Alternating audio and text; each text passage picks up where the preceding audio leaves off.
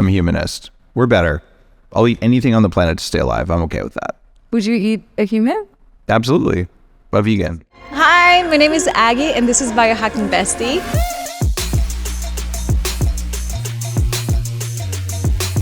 The one-stop shop for a modern queen, where you can find biohacking courses, self-growth courses, and where you can find the most incredible community of women so you can hit all of your biohacking goals and beyond.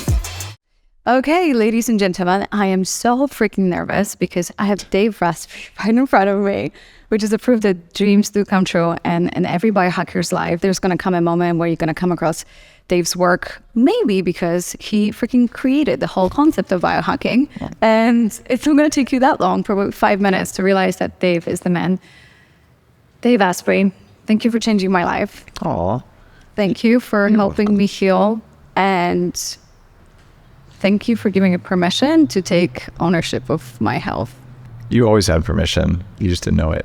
Yeah. Yeah. You really, really changed my life. And I even talked about you with my therapist because I was just trying to figure out, like, what is it that I love about you as a person? Mm-hmm. We're already straight into love, a confessing love. But I realized that it's not even like your wisdom. It is your courage to live life on your own terms, which is so rare these days. Just like pulling information and questioning it, and then just realizing, wow, can I just make my own decision about myself and my own health? And that is really rare these days and super admirable. And I don't want to make you any more uncomfortable, so I'm going to stop. I'm totally comfortable. It's the set that we just came up with. That's very comfortable. We're here to talk about your book. How many books have you written so far? 8. So this is book number 8, Smarter Not Harder. All about how to get all the results we really want without putting that much work, because it should not be that difficult. My first question to you is, how on earth can someone write 8 books? Because I'm writing my second one, and it's such a pain in the ass, and it's so much work. So how do you get so much done?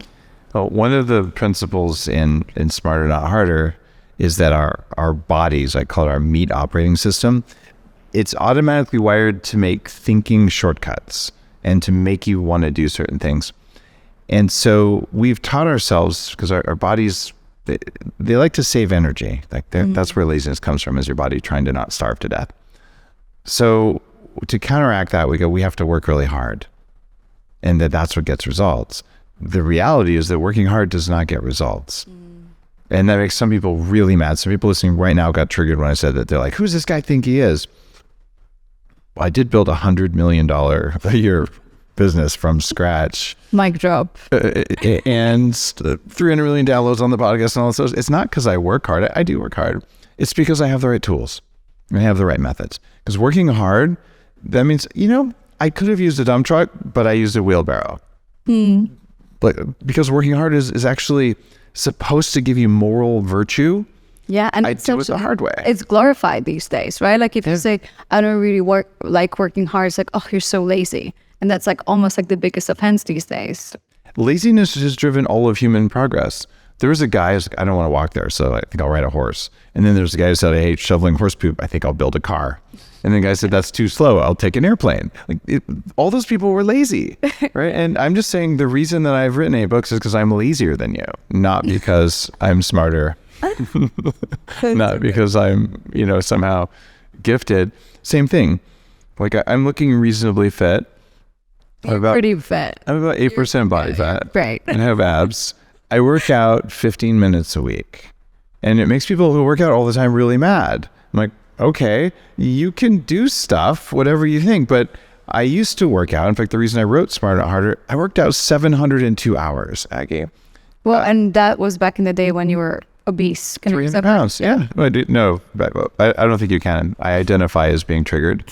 So no, whatever you say is going to trigger me. So we could just make that easy. I was actually... That's also okay to be triggered. Like the people are like, I get so triggered. I'm like, good. This is part of life. You're going to get triggered. It's feedback for you to like do something about your life. Well, if you get triggered, it means there's something in your gun, and maybe you should do something about that. Yeah. So it's like, great. It's a gift. You're welcome.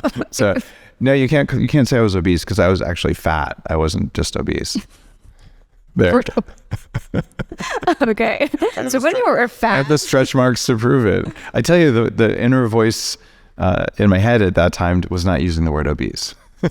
It was using the word fat. Of course it was. you know what? Yeah. Yeah. And it's so funny because it's like sometimes you really have to call a spade to just make the change. And so you work in Silicon Valley, you're crushing, you're sitting in the office working on these big computer operating systems, and you are failing your own meat OS, your own operating system.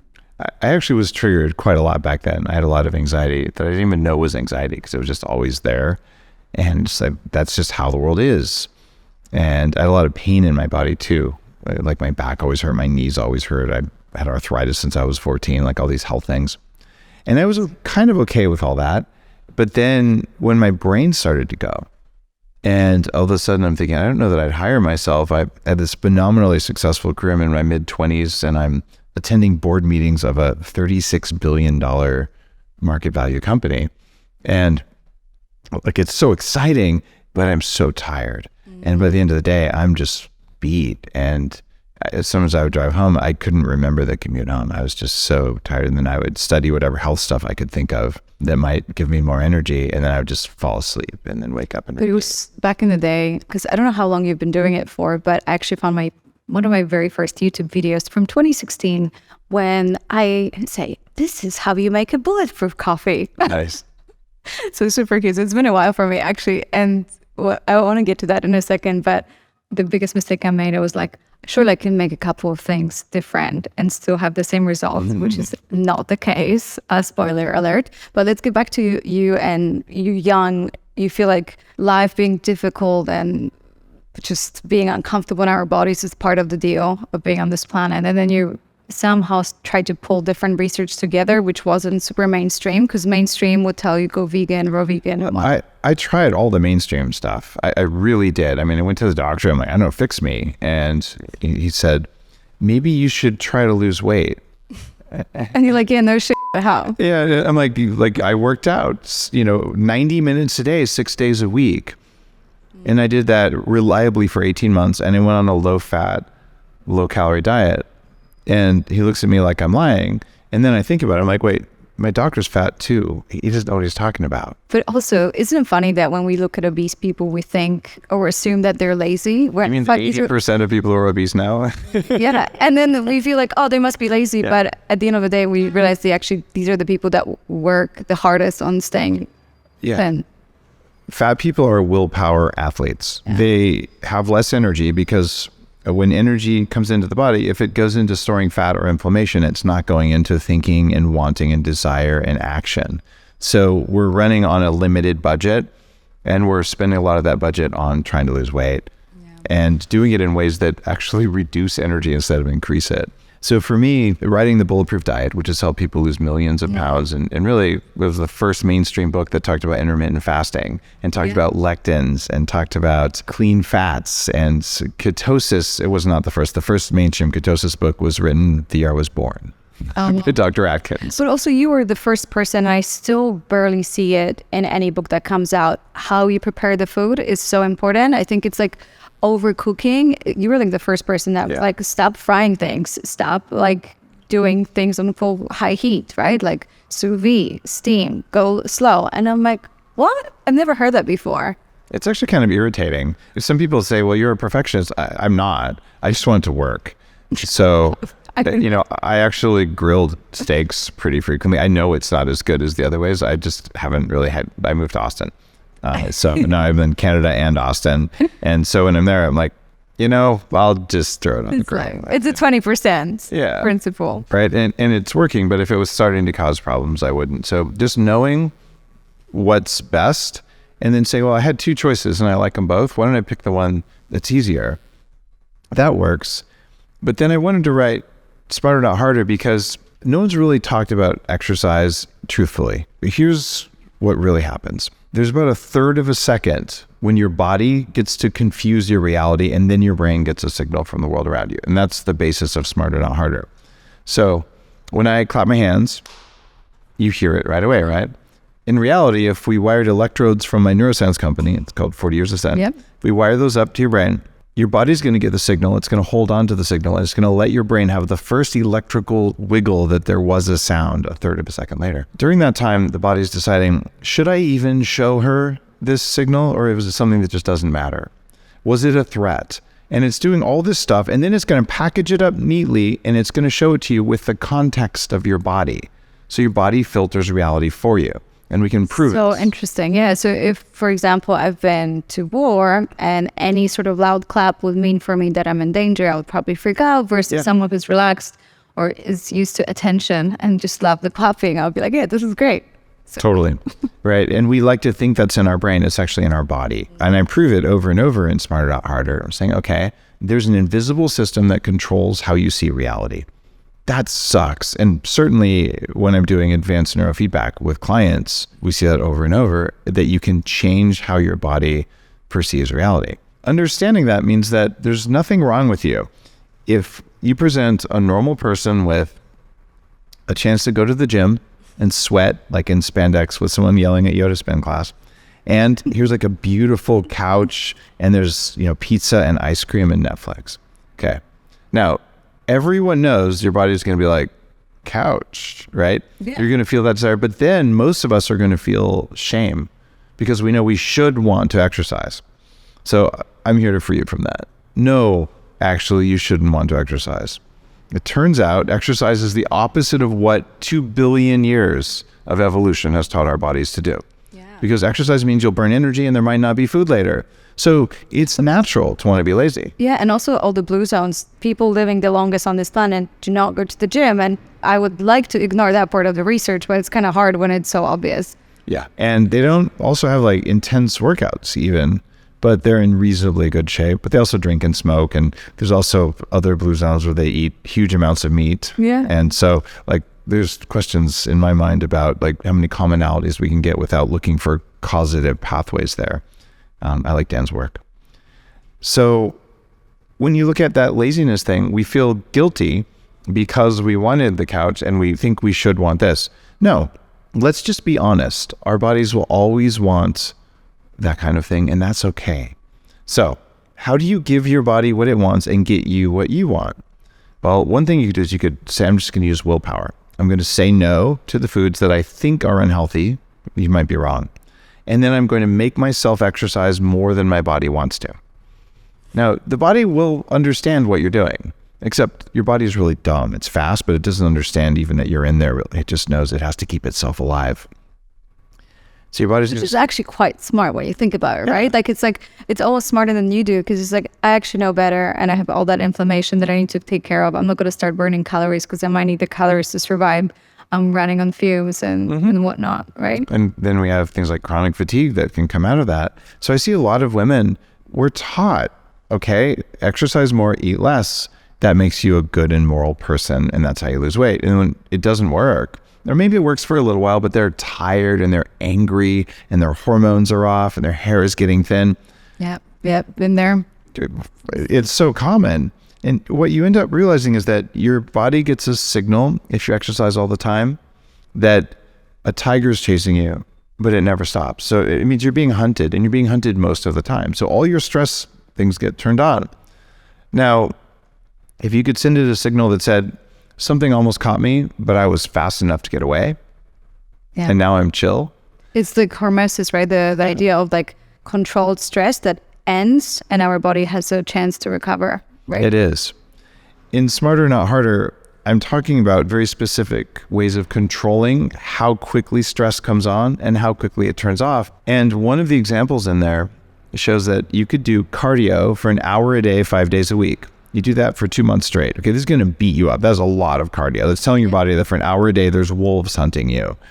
So you've chosen to go, because you're a good moral person, to the 5-day-a-week spin class. And you're sweaty at the end of it and you're out of breath, and you actually pedaled because you knew that if you stopped pedaling, everyone would make fun of you because you'd be like the 1 weak person in class. So you used, shaming and social convention to overcome your body's innate desire to not be in that spin class. And after 2 months of that, you have a 2% improvement in your cardiovascular fitness, VO2 max. Yikes. Okay. well, at least you improved. Now you're tired and, your monthly cycle's off a little bit, but okay, maybe you lost a little bit of weight and you're really sweaty, so you know that you did it right. Or you could go to Upgrade Labs. There's a couple of those in town. We're opening these across the country. You can go to ownandupgradelabs.com. And there we have AI-driven equipment. I write about it in Smarter Not Harder. I tell you to do it at home as well. And you could do 5 minutes 3 times a week of the kind of exercise I'm talking about. No sweating allowed or required. And you'll get a 12% improvement. 6 times better results in 15 minutes a week instead of 5 hours a week. That's the power of biohacking. So I don't want anyone listening to your show to go to the gym for 1 more minute than is necessary, because it's a waste of time. Yeah. And on average, I think it's like such a, first of all, I know you always talk about women and I do appreciate it, but I think has to be even more biohacking knowledge applied to women. So like on average, we actually have 4 hours of unpaid work every day, like the chores and, shopping and kids and whatnot. And so we not only work harder, we also have this stigma around eating fat and eating until we're full. And, I think women especially do the most ridiculous kind of exercises that have like just no resistance whatsoever, right? They're like whatever the Zumba classes or, like it's neither burning your fat nor building muscle. And I think we're afraid of lifting weights. We're afraid of eating normal food. We're snacking because we feel like if I eat like a bird, then it's more feminine. If I thought that, like I was like embarrassed to eat a steak because I was like. So I'll just be straightforward. The hottest women lift weights and eat steak. Yeah. And that is. Did we get that on camera? And they might not tell you they do it, but they do. No, unless you're into like the anorexic look, in which case maybe not. Yeah. But it was, for me, it was really hard mentally to switch. I remember in 2020 when I was like leaving the vegan diet, and again, one of the things that you taught me that, being fit is meant to be easy. And I thought it's meant to be painful. And you said, no, if you are fasting and your stomach hurts and you're struggling, then you don't have metabolic flexibility.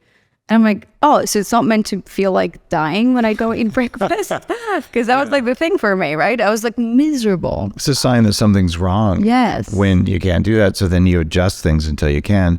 And I just want to make sure that your listeners know I was a devout raw vegan. I've been on every kind of diet. And the reason I came out with a Bulletproof diet in 2011 when I started blogging was that I finally found something that worked, not just for me, but for a lot of people. And the people who would do what the doctor said and they wouldn't lose weight, and then they would feel like it was their fault, and then the doctor would say, I know you're sneaking a Snickers bar. No, you're not trying hard enough. Yeah. There's a lot of people and millions of people who are stuck there, and then they succeed in dieting for a little while because they're tired all the time and they're exhausted and they feel like crap. And like, well, I'm just going to get to a certain weight. And of course, as soon as that's done, you're going to eat a bunch of English muffins or whatever your thing is, and you're going to gain the weight back. So I didn't lose 100 pounds. I've lost at least 200 pounds because I lose 20 pounds when I'm 16, and then you gain 30, and then you lose 30 and gain 40, and you yo-yo. Yeah. I've been under 12% body fat for years. After, or I'd say in the course of writing Smarter Not Harder, I actually had 7% body fat. And it wasn't because I was working harder. I like I said, I'm like 15, 20 minutes a week of exercise in total. It was just because I was playing around with nutrients and specifically with minerals, which is a big part of what I write about. So when I got more of my better signals into my body and I had more of the raw materials available, my body became so lean that I had to start eating more carbs, because I'm not on a 0 carb or a low carb diet anyway. Yeah. I eat carbs almost every day. But I said, God, I need to eat like another couple of cups of rice or something because I'm so lean that it's not healthy. Getting under 8%, you start it's like increasing risk. Yeah. And I'm a 300-pound computer hacker. Like I have stretch marks. Like the odds of me looking like this when I'm on my tests, they say I'm about 39. But when you look at the calendar, it says I'm 50. And I'm like, I'm actually suing the calendar now because I identify as 39 and it doesn't recognize that properly. So I'm very triggered right now. I don't feel safe. Can you make this a safe space? My God. It's like I just want to get to a level, and it's like, if it's not even about the 8%, because I think I would want to stay at 12, 13. Please don't go below that. Women should not be under 10%. It's unhealthy. And you look really nice. Like, you look healthy. But I also want to get to this level of no f***s given that you fully live in. And I think that if that's a testament to biohacking, that would be amazing. Because it's just like, we just stress so much about what people think. I do. I mean, I'm trying to keep it cool, but it comes up in different situations. And how do you get to that level of not giving a fuck? There's a couple of things to it. And you've seen my new Danger coffee brand, right? Yeah. So it's called Danger because there's two kinds of peace you can have in the world. One kind of peace, everyone is so tired. They're eating crickets and soybeans, and they're just so tired and so controlled and beat down that they're peaceful because they can't get up and do anything. And the other kind of peace is when everyone has so much energy, they could do whatever they want. And that's inherently dangerous. Like, who knows what you might do? You know, you might help the little lady across the street. Yeah. You might be unprogrammable. You might be nice to people because you chose to be nice to people. And you might also be able to stop douchebags from doing bad things. So that's the kind of energy that I'm working to bring into the world. That's literally why it's called Danger Coffee, because who knows what you might do? I'm going to bet on you doing the right thing. Right? So what's different about Danger Coffee? It has large amounts of trace minerals in it, and it's clean coffee.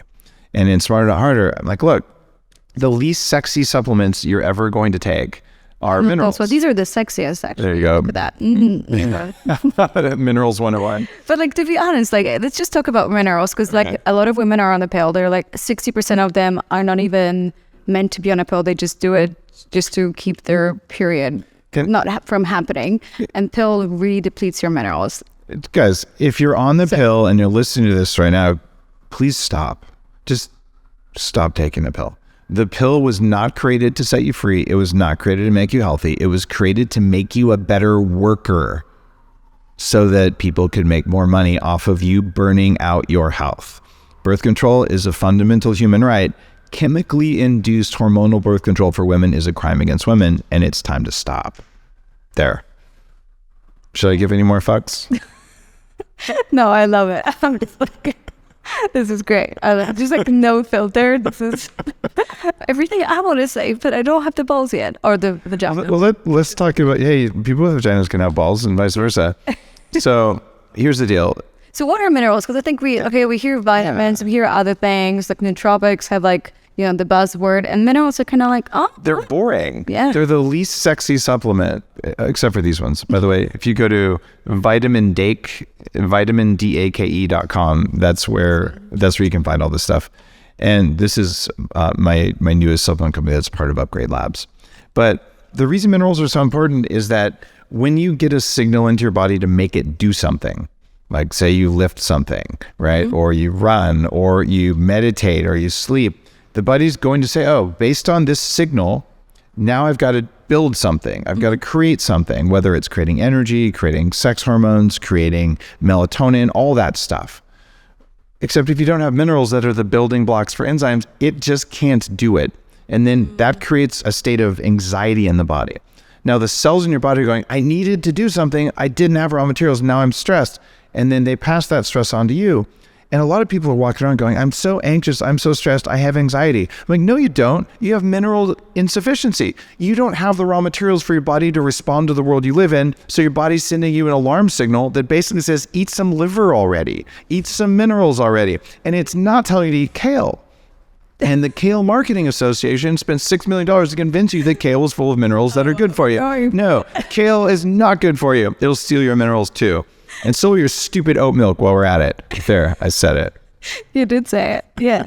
I always feel like the kale camp, the vegan camp, and the oat milk camp are like the most aggressive. So you really just went for it for me. It's okay. They're aggressive because both kale and oats will steal minerals from your body via different mechanisms. They're actually anxious, and we should feel compassion and a little bit of pity for them, because they've chosen to put themselves in that sort of plant-based prison. It's honestly, it's like I have compassion, because it's like there is a level of, I would feel angry if I listen to people who I'm supposed to trust, right? Doctors, and, you know, growing up with my parents, a doctor was, you know, god. It was whatever, Poland. And so doctors say like this is better, avoid cow's milk. Of course we do want to avoid like traditional, pasteurized, homogenized, fried, grilled milk, but at the same time, like oat milk is not a solution. So when you find out from people like yourself that oat milk after all is almost worse because it's seed oils and glucose spikes and basically Coca-Cola and McDonald's put together, and but with less protein. I mean, less. So even worse. And then it's like I can understand that you get so angry to the point of like, what the fuck? Like, yeah. So I can feel the anger too. I used to drink oat milk for sure because I was just like, oh, it's delicious and it's not dairy. I used to use liquid margarine instead of butter because they told me it was healthier. I mean, we've all been misled by big food companies. Yeah, it's great to feel angry because that will propel you to make a change. Yeah. So if you just felt angry, I'm happy because that's a normal reaction. They're probably angry at me. And if, in that case, here's what I want you to do. You go to Instagram, dave.asprey, and then you should leave a mean comment for me, right? Because it'll drive up engagement. So if you could just do that, dave.asprey, just look for anything #vegan, and that'll be totally good, all right? Do you see how I put on my LA voice when I did that? Like, #vegan? By the way, guys, remember, I was a devout raw vegan. I could juice more than you. My vegan desserts rock. They just give you kidney stones like yours do. So there's that. But anyway, they taste really good. And I felt very good about myself. And then can we talk about deaths per calories since this is right here? Yeah. Let's do it. What is that? You don't know? This is a big, okay. So when I was that raw vegan guy, I decided I was going to go to Tibet and I was going to go to Southeast Asia. And I was going to learn meditation from the masters. And I did. I was in monasteries and I went to a very remote part of Tibet, Mount Kailash. And this is actually where I had my first yak butter tea that led me to create Bulletproof Coffee. But along the way, we stopped at a monastery. And the Tibetans love to debate. So they'll have these really spirited, almost, it looks like arguing. In fact, one of their practices, they'll take an 8-year-old and sit him on the ground, surrounded by 10 older kids who are all arguing with this one 8-year-old and making aggressive hand gestures so they can learn to be calm and just hold their thoughts. Oh, no way. So it's like stress training so that you don't care. That's the no given kind of mindset. Oh, that's amazing. Well, there's a yak skin on a prayer pole. And I go up to the head lama. I go, all right, man. You say no killing. I just did 10 days of meditation with you guys, but you killed a yak and you put its skin on your prayer pole. You're a hypocrite. And he totally starts laughing and he goes, one death feeds everyone.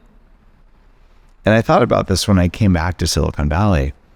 So you have to look at how many things died for you to have your plant-based meal.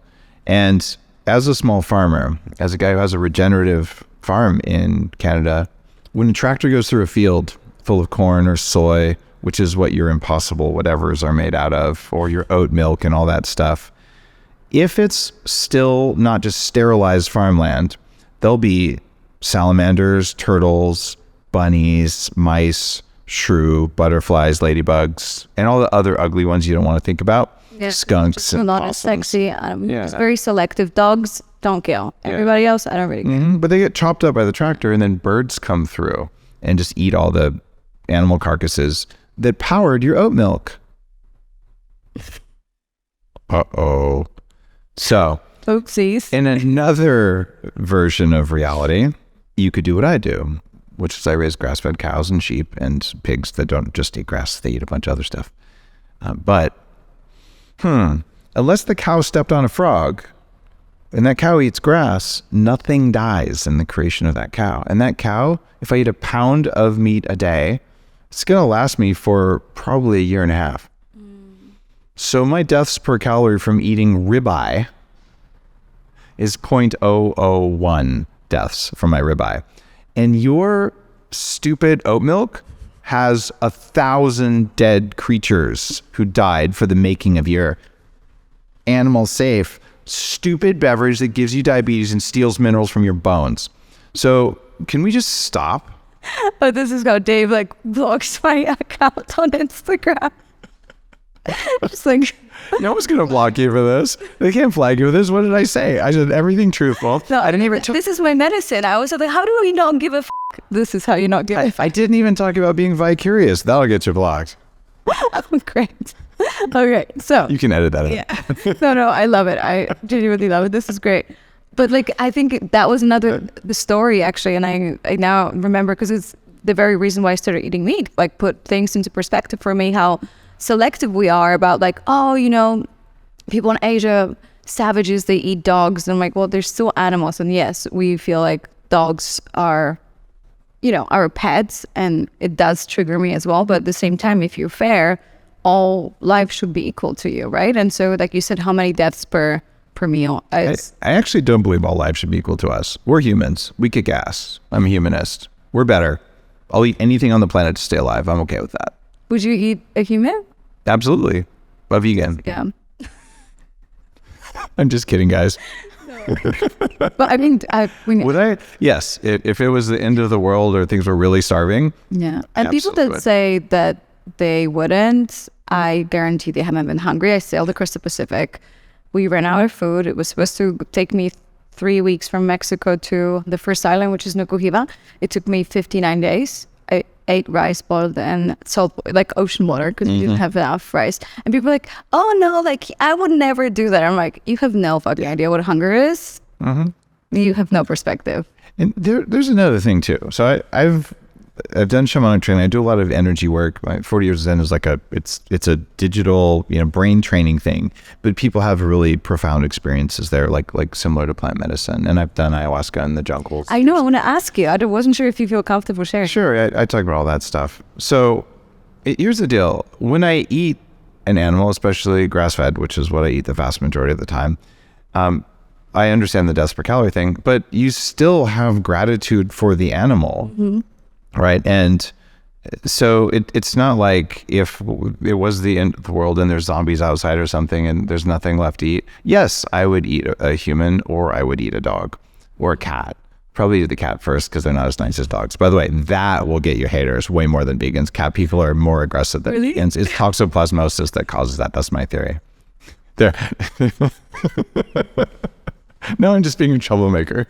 I like cats. I like dogs. I like people. I don't want to eat any of them. No, I love it. I love it. Would I to survive? Absolutely. Yeah. And so I think it's important to acknowledge the people who are telling you that humans are the same as all the other animals. These are very, very disturbed people. And they come from World War II trauma. Do you know about this? No. So do I want to know about this? I think so. Are you ready? The founder of PETA was exposed to concentration camp conditions in World War II and was really traumatized, as is appropriate because all humans who are through that are. He came out and saw a slaughterhouse, and it triggered him because he hadn't done his trauma healing. And because it triggered him, he said, I can never eat an animal again. And he started this organization based on his trauma. His daughter has come on my podcast. No. And his daughter got so sick on the vegan diet that was forced on her by her family that she had to hide that she was eating meat. And now she's completely out of the closet and she eats grass-fed meat because it was the only thing that would keep her alive after starving on a vegan diet. And she tells on my show exactly how PETA got started. This was a guy who was deeply traumatized, was trying to do the right thing. He was doing it from a state of being triggered, not from a state of being dangerous. I also think that it's like especially true for women, because I think what keeps women small is guilt. It's like if you can cause enough guilt in a woman, you're going to be able to do her whatever she wants. And we're driven by guilt, unfortunately, more so than men. I think you're judging men here. You think that we don't feel guilt and shame? So you do? I just feel like, I think like the mom guilt and like the constantly, I don't know. There's different flavors. So I've had 1,500 high-end entrepreneurs come through my neuroscience program. We spend 5 days with them and we go through this stuff and edit those thoughts in their brains with computers. Right. So I know the voices in the head. I turn mine off. But there's guilt is about something you've done. It's about a behavior. And you can correct guilt by apologizing and making it right. But guilt usually in men and women turns into shame. And shame is about something you are. Right. So men and women both experience shame, and it's a primary driver of what we do. And there's the I am not enough thing. You know how many entrepreneurs have come through my program and said the reason I'm successful, I didn't know this until now, is that I was just trying to prove I was good enough to the bullies in 7th grade. Yeah. And the guys have that too.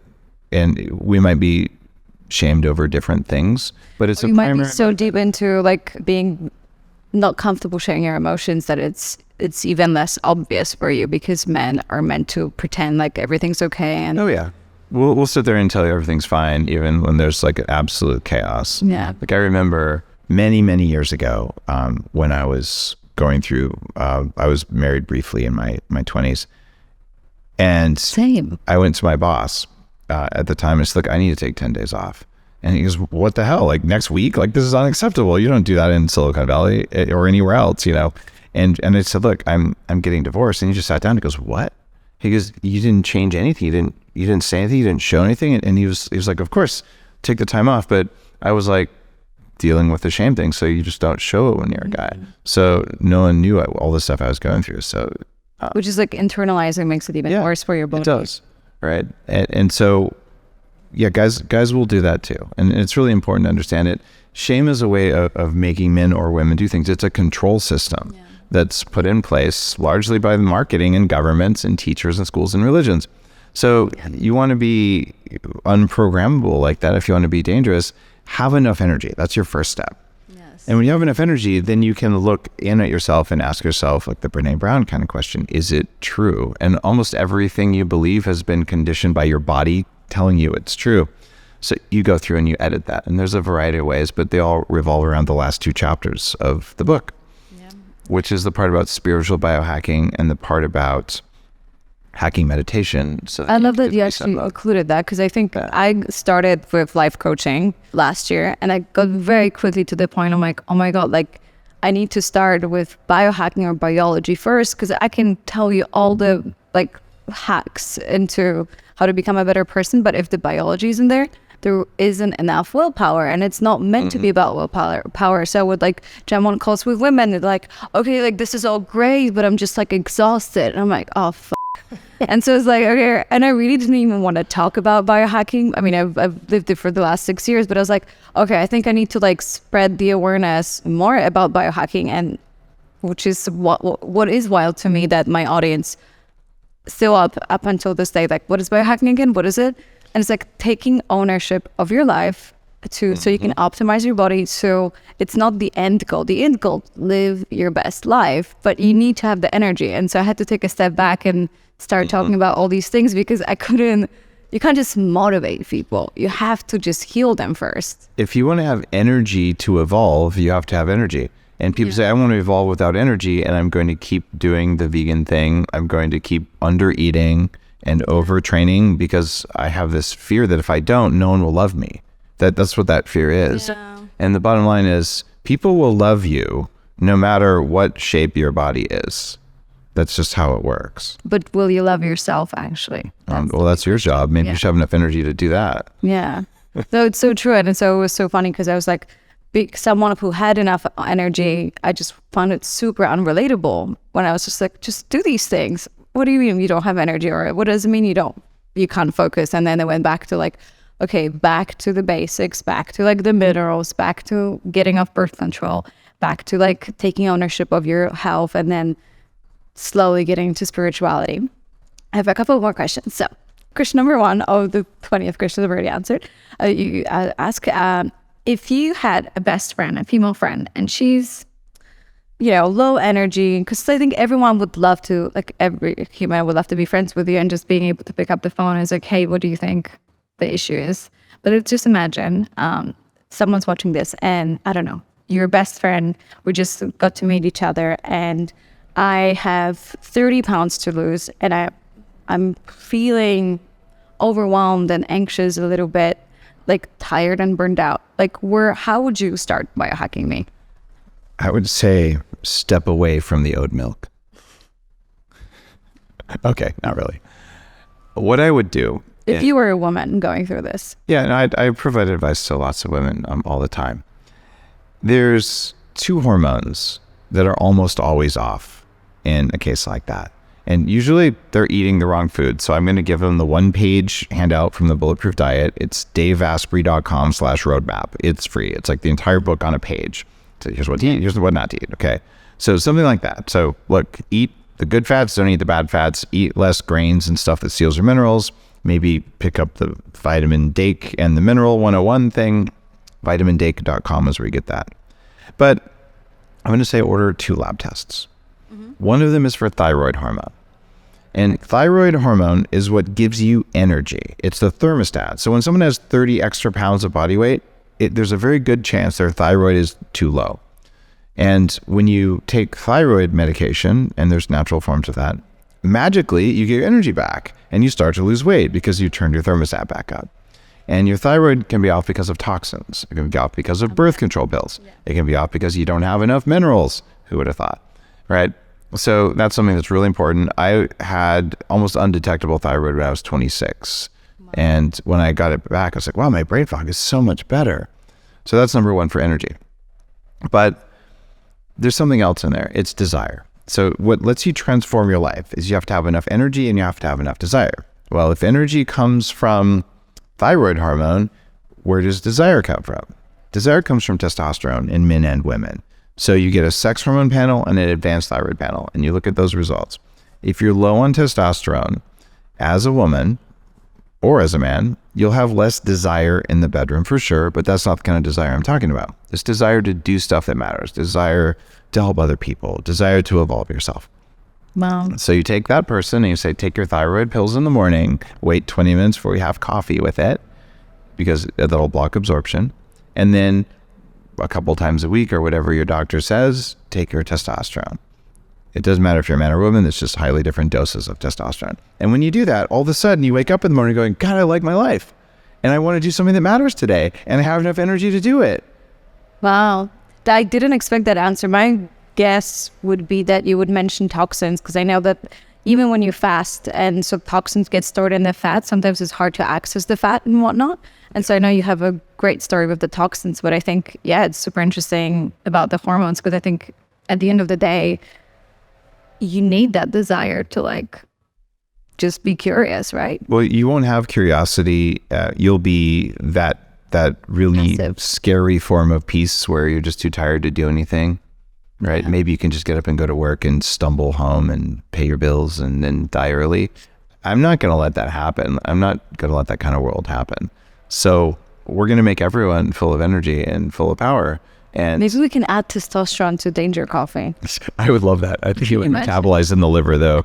But I will tell you, getting the trace minerals that are in Danger Coffee allows your body to better make testosterone and every other hormone you need to make, because you must have minerals to make the stuff that makes you.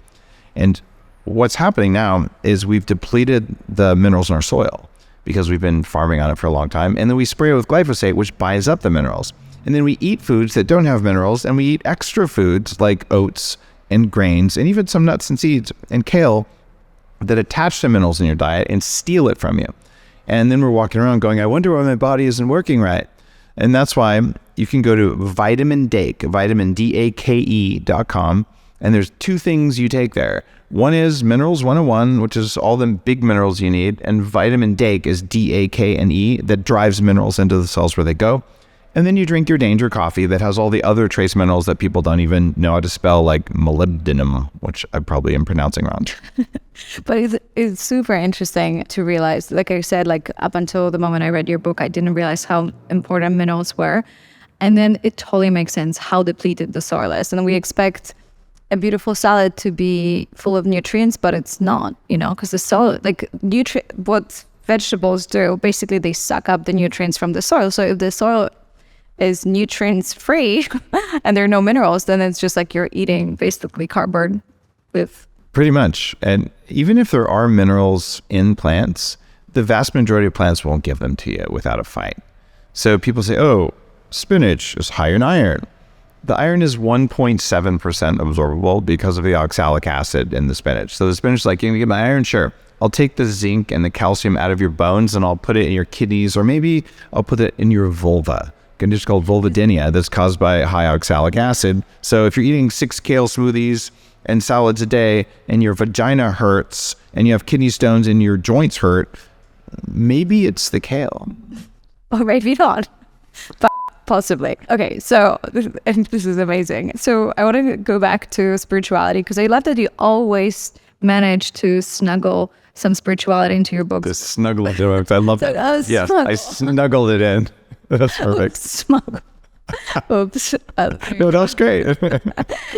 So in Fastest Way, you talked about like, your journey into fasting and how it was a very spiritual journey. And so let's talk about, if you feel comfortable, about your spiritual journey. Sure. Because I think it's all connected. And for me, it has been a great way to process my emotions that have been stored in my body that I didn't realize. But you also did warn me about not doing ayahuasca every 2 months. So Did you take my warning? I did not, because it was too last minute. As I had a really hard journey, I was like, dude, they've said that I'm going to go crazy. Maybe this is happening. I didn't say you were going to go crazy. You just said you're going to damage my brain. That it might, yeah. Daniel Amen would agree with that. Yeah. I'm on Dr. Amen's board of directors, and I talked to them about ayahuasca. This is a guy who's done 250,000 brain scans and a leader in the field. And it's like, people's brains don't look very good after they do that. Like, ouch. So yeah, I would say that's the last plant medicine to try after you've tried all the others and they don't work. Like it's the high risk one. But in terms of spiritual journeys, I used to believe that we were pretty much meat robots. So I'm a Silicon Valley guy. Everything is rational.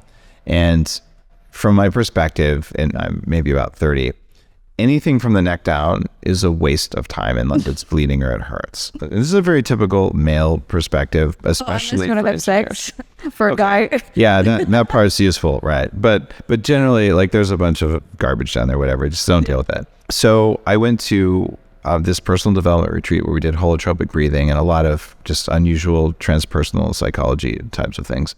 I went there because a friend who I trusted said, you should just go to this. You just got divorced. Like, you're really highly stressed right now.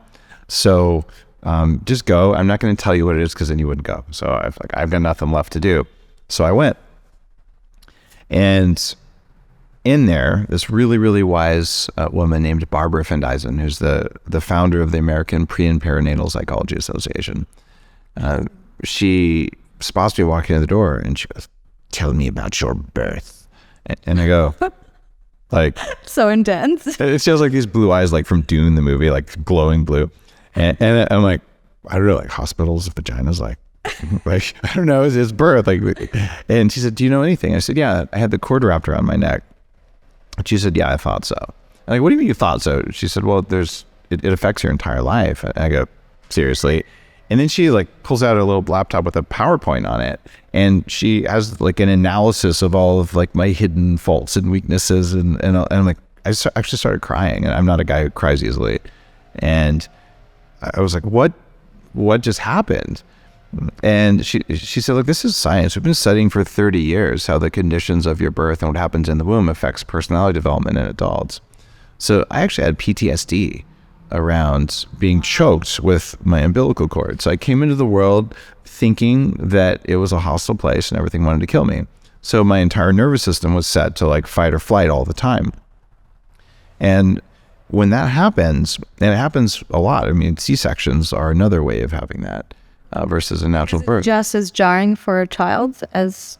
Likely, yeah. Wow. Yeah. Just, you can imagine just like someone opens the light. Yeah. There's stages, there's 5 stages you go through in birth. If you look at Stan Grof's work, who is the leader of actually holotropic breathing. I interviewed Stan a couple times on my show, did a breathwork event with him when he was in his 90s.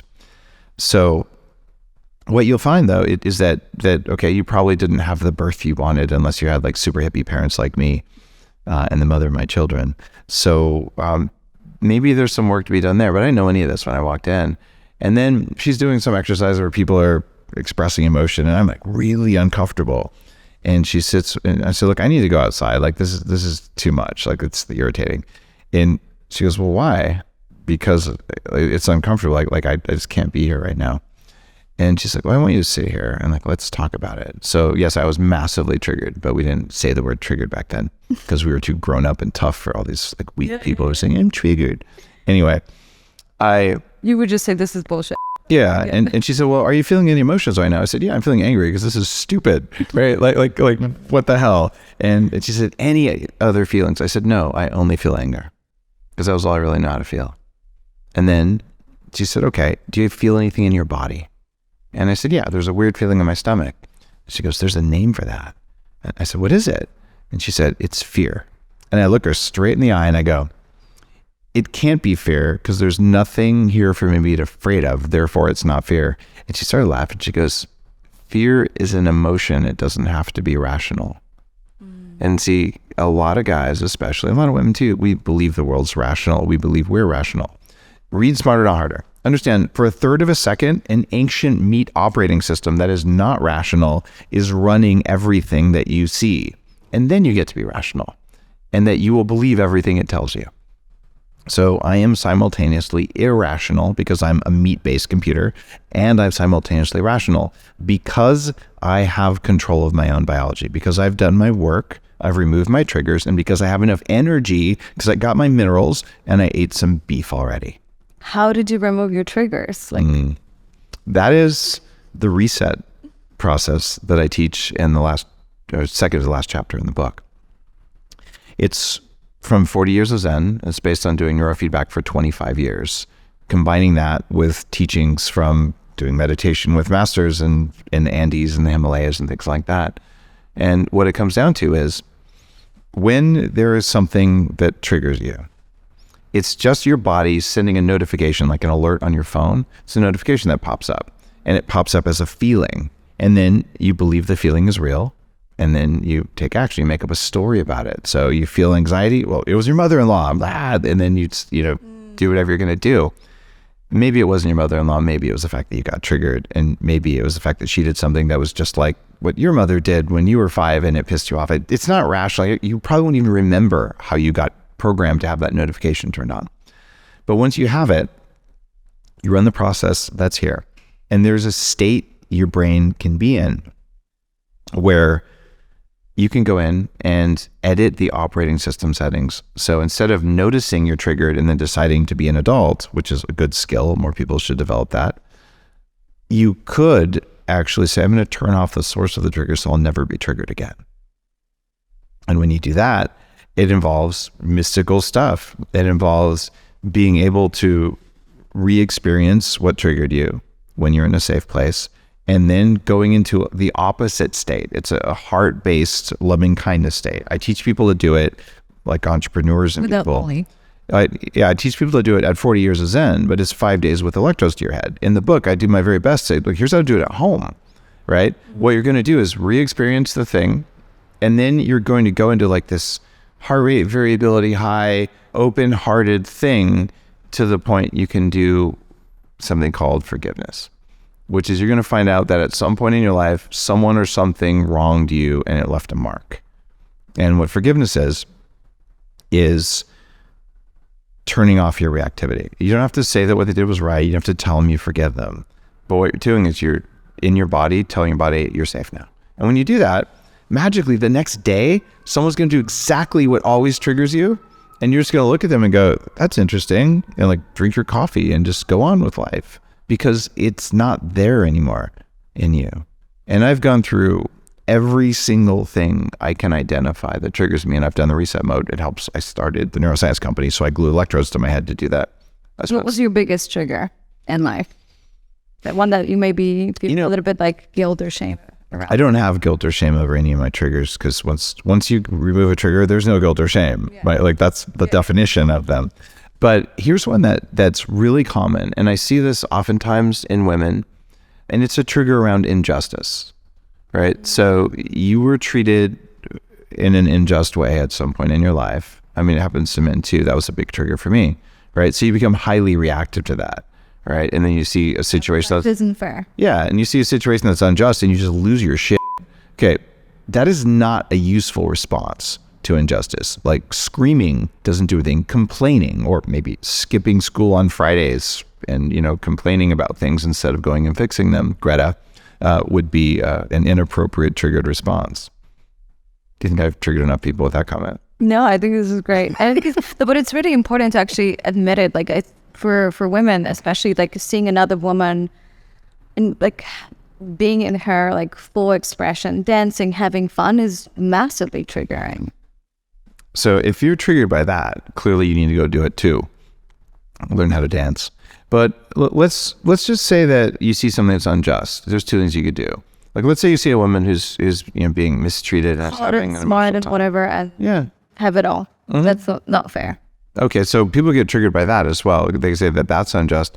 But the bottom line is you can be reactive, or you can if it's someone who needs help, you can say, hey, I've got you, like let's go for a walk, let's talk. Or you can go talk to the successful person, right? But to just sit there and just think mean thoughts about them when they probably aren't even thinking about you at all, it's just harming you. It's not harming the person. And that's what forgiveness is about. So within... On the book. It is. With injustice, I'll tell you what my trigger was. And I had no idea that I had this as a trigger, right? So I've started Bulletproof. I'm killing it. We're doing, I don't know, probably 5 million in revenue or something. And then, okay, I'm going to confess something, Aggie. Oh, wow. I've never listened to a podcast.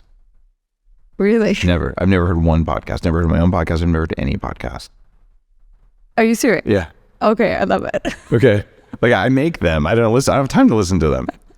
I love it. Do you listen to books, or you just... I listen to books. Yeah. Okay, cool. Right. I was just thinking you just like in denial. And I'm just going to say something. So I think I have a killer podcast, like 300 million downloads, lots of writings and all that stuff. But it took me 2,000 hours to write Smarter Not Harder, and I read the whole thing for you. So you could download the audiobook for Smarter Not Harder, and you're going to get 2,000 hours of structured thinking read to you. Or you can listen to my show or your show for an hour, and you're going to get probably stuff I haven't said before. I've told you a few things, but the density of information isn't going to be there. So I'm just lazy. So that's why I do audiobooks. And that was actually my thing, because I started putting together my favorite information about biohacking and spirituality into my book. And I was like, it's almost like everything I ever learned in one place that almost feels unfair. I'm like, what am I doing for $29? Like this. Well, it's the best deal ever to get audiobooks. Yeah. Everyone needs to download your audiobook if they like your show, because they're going to get like the distilled, structured. It's so much work to put it all together. Enormous, like so much work. So I usually I'm going to honor the work and I'll pay the $29. But so back to the being triggered thing. Yeah. So a guy reaches out who's like an Uber fan, and it's like, Dave, I'm going to get you on this podcast in LA. I'm like, okay, like I'll come down there. When I was starting the company, I would just pretty much anytime I get a chance to talk about Bulletproof and biohacking, I would do that. And it's this guy. No, you don't. So we feel super honored that you're here. I do. I'm still in a lot of shows. I do my best. I'm like the leader of the movement. It's my job to talk about it. So for a second, I felt special. I was like, oh, you are special. I do say no to a lot of podcasts because there's so many of them, right? Yeah. So there was this guy, you might have heard of him. His name's Joe Rogan. Yes. Oh, yes. Okay. So I truly didn't know who he was. So I went on his show and like blew his mind. And he's like, oh my God, super ADHD. And he started drinking Bulletproof coffee and just raved about like all the grass-fed stuff I taught him and all that. And like hundreds and hundreds of times, even when I wasn't in the studio, just like Dave Asprey, Bulletproof this. And I was so grateful. And then I came back on the show, but his buddy and another company he's invested in decided that they were going to try and copy. One of them tried to steal the Bulletproof name. The other one was try to copy my products. And he had financial interests. So all of a sudden overnight, Joe's like, Dave's a liar. Dave's a bad man. And there's nothing I've ever said on his show that's bad. So I'm on Rogan 3 times. And for no reason whatsoever, suddenly he just sends like a whole bunch of angry trolls after my social media and just accuses me of random baseless stuff that's like nothing. And instead of looking at this as I would now, because I didn't know that I had a trigger around injustice, and that's what that was. I did the right thing, and I'm just like getting kicked in the teeth for it. At least that's what it's almost like it feels like someone went behind your back and stabbed you, right? Oh yeah, Just it was a betrayal kind of thing. Yeah. So I would, that in betrayal and injustice are really big triggers for me. It's because it's killed us many times. If you think about either past lives or just the history of our species, like these are big things. So I'm working on this, and I'm doing the reset mode from the book on it. And all of a sudden, this thing I hadn't thought about in years comes to mind. In first grade, one kid did something bad, and I told the teacher about it. And then the teacher says, little Johnny, is that true? And he goes, no, I didn't do it. Dave did it. And then I got sent to the principal's office for doing the right thing. And I was like so outraged. Dude, I'm not a grown-ass man. I didn't remember this at all, but it just popped into my head. So I'm like, that's weird. So I ran the reset mode on that. And the second I did that, that was what was turning on my notification. That's why it was so triggering when Joe Rogan was doing that stuff. Because the reality was every time he said I was a bad man, I sold more coffee. It was good for me. Right? And then when he went to Spotify, he deleted all 3 of my episodes to hide what he did. No way. It was financially dirty. Yeah. It's all good though. Yeah, I would feel massively triggered. And that's the beauty of it. It's like you will always be in those situations, and you know, you can feel like, okay, if I'm a good person, I'll never have anything shitty happen to me like that. But people have different motives, right? We have all these false beliefs. If I work hard, I'll get results. If I'm a good person, I'll never get a hater in my life. Yeah. If I'm nice to people, they'll be nice back. No. The way the world works is it's based on game theory. And if you come into a situation playing win-win, then if the other person responds win-win and you guys keep doing that, then that makes the world a better place.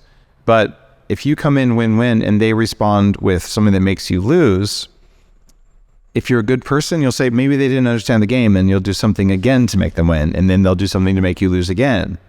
And then you'll get more and more frustrated and triggered because you keep doing what good people do because you thought everyone was a good person.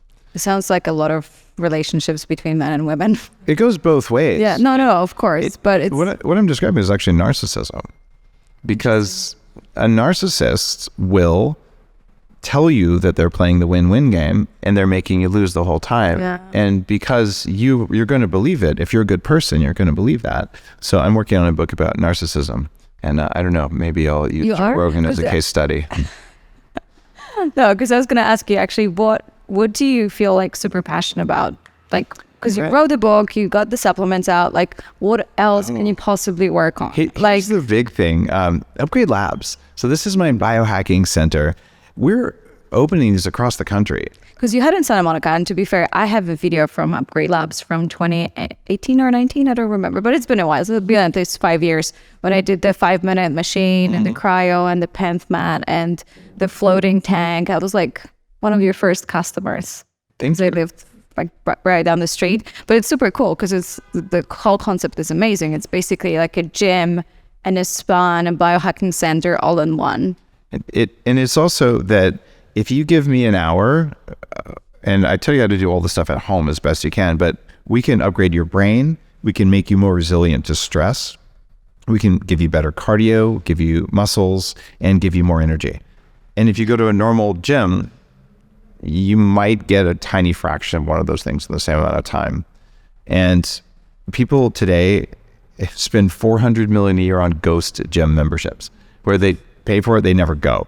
So I can solve that problem. So people are going to do it, and we'll give them neurofeedback it's not a gym anymore. It's a biohacking center. We call it a human upgrade center. But go to ownandupgradelabs.com and you can open one in your neighborhood. Like this. So if you're into biohacking and you feel like, cool, I want to make the world a better place. I want people to see the results. I want to be the cutting edge. Biohacking is becoming such a buzzword. One of the big reasons why I was like, okay, Biohacking Bestie, because I know that biohacking, great name, by the way. And so I was like, if you want to like be the first one in your community to introduce them into biohacking, I think this is like a great business opportunity. I think it is too. And I do this for a couple of reasons. I wanted to be able to scale this very quickly. And I think this is a kind of a fundamental human right to have control over your own biology. We have a lot of very damaged or dysfunctional people in our government right now who did great harm to society over the last 3 years for no real benefit. And right now, people are tired. For the first time ever, they're asking for stress management more than weight loss. And we can do all of that with technology in very small amounts of time. I'm going to give you your life back when you come into Upgrade Labs. And then when you do that, the next time someone comes along and tells you something incredibly stupid, you'll have enough energy to look at that and say, no, thank you. Amazing. Well, I think that's a great way to finish today's interview. Dave, again, thank you so much for everything that you do and taking the time to talk. And I can imagine it's a little boring when you talk about the same thing for the last 10 years every single day and spreading the word, but it makes a massive difference. You're so welcome. I think I told you like 5 things I haven't said before. Oh, really? Good. Yeah. Plus, like, I like doing this. I get to help a lot of people. So thanks for showing up the way you do for your audience so they can see it's possible to do what you're doing. Everyone can do this. Yes. Suddenly, I have the mind and the energy and the body that I wanted, maybe in that order, where the mind and then the energy and then the body happen. And once you do that, you can change your life rapidly. So congrats on all the stuff you've done for yourself. It's amazing. Thank you so much. I think the biggest goal is to actually make people feel like themselves again, right? And that's why we're here. And that's why this podcast is. Make sure you check out the book, check out Dave on Instagram, get the supplements, check out Upgrade Labs. Did you think we actually finished? Well, we did not. Aggie, are you going to come to my biohacking conference in June in Orlando? You did invite me, I would say. But yeah, of course, it's like everyone I speak to in the biohacking world, they're like, yeah, this is the place to be. Awesome. It's biohackingconference.com. And so what, if you can give my audience a little bit about background, because you can come and you don't have to be... 4,000 people is the plan for this year. And it is more than 100 vendors of all this stuff that lets you have control of your own biology. So all the things like cold tubs, things like flotation tanks, all the things you've heard about, you've seen. Why don't you talk to the person who invented it? Why don't you get to touch it and feel it? And then hear talks from me and other just luminaries in the field. And we have parties every single night. Like, it's so fun. So it's... I didn't know about the parties. Oh, yeah. Now I'm definitely coming. Like fun, DJs, everything like that. The idea here is you get to spend 3 days in a community of people who are upgrading themselves continuously. And everyone's nice. It's so fun. Biohackingconference.com. Awesome. So I'll be there, and I would love to see you there too. And I'll see you on the next one. Thank you, Dave. Thanks, Aggie.